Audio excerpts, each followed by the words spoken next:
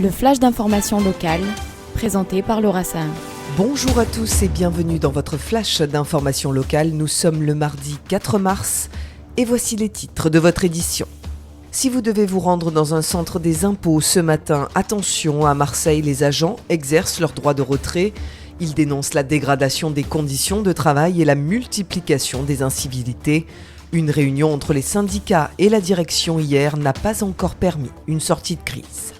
C'est une promesse de Benoît Payan, le maire de Marseille. La Marina Olympique est devenue depuis mi-janvier un stade nautique municipal pour s'initier à la voile et découvrir la biodiversité marine. L'objectif est de permettre à 7000 écoliers de profiter de cette structure d'ici 2026. Hier avait lieu le Parlement des JO 2030 à l'Hôtel de Région, une manière de réfléchir à l'héritage laissé par ces Jeux Olympiques qui auront lieu dans 5 ans. L'idée de Renaud Muselier, le président, est d'anticiper les infrastructures et leur impact sur les montagnes ou encore les transports à la suite de ces Jeux. Parmi les personnes présentes, des personnalités du monde du sport comme Éric Dimeco, Fabrizio Ravanelli ou encore Camille Lacour. C'est un rendez-vous de l'équipe CCI International Provence-Alpes-Côte d'Azur, impulsant des opportunités d'affaires avec la Norvège pour les entreprises régionales qui actionnent le levier des énergies décarbonées.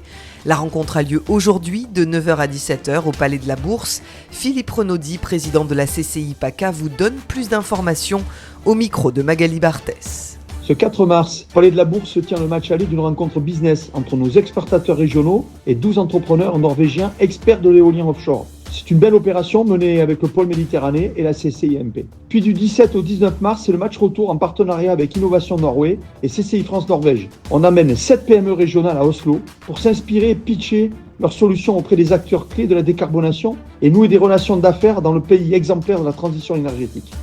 Et puis, sachez que le CRIF Marseille-Provence organise une projection inédite ce soir du film 7 octobre, un crime sans nom de José Hénouz. Une séance privée en présence du réalisateur. C'est ce soir au cinéma Le Chambord. Pour réserver, veuillez vous rendre sur les réseaux sociaux du CRIF. La météo aujourd'hui est de 13 degrés ce matin et jusqu'à 16 degrés cet après-midi sur notre belle cité phocéenne. Cette semaine, je souhaite mettre à l'honneur les femmes, alors je vous donne rendez-vous à 13h pour l'interview exceptionnelle de Geneviève Molina, cette mère courage d'un jeune homme assassiné le 7 octobre 2023 en Israël alors qu'il tentait de défendre des habitants d'un kibboutz. À tout à l'heure sur le 90.5. Tout de suite après ce journal, c'est l'Instant Mag de Magali Barthès. La semaine dernière, le film Albert Barbout, La Voix de la mémoire, réalisé par Jean-Marie Montali et Stéphane Krautz, était projeté au cinéma Le Prado. Cette soirée organisée par l'association Fonds Mémoire d'Auschwitz rendait hommage au travail d'un ancien enfant caché, inlassable passeur de mémoire auprès de la jeunesse.